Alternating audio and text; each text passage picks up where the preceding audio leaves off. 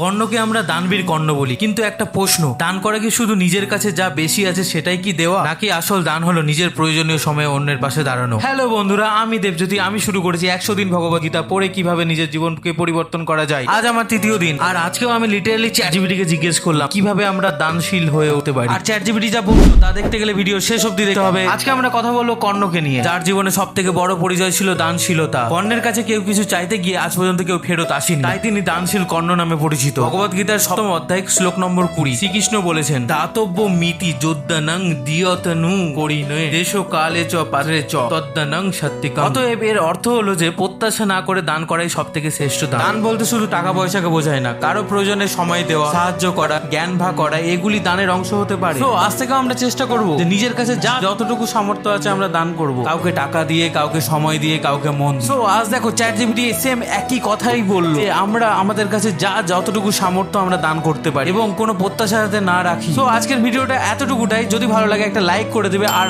আমার এই জার্নিতে পাশে থাকতে আমার চ্যানেলটাকে সাবস্ক্রাইব করে দিও।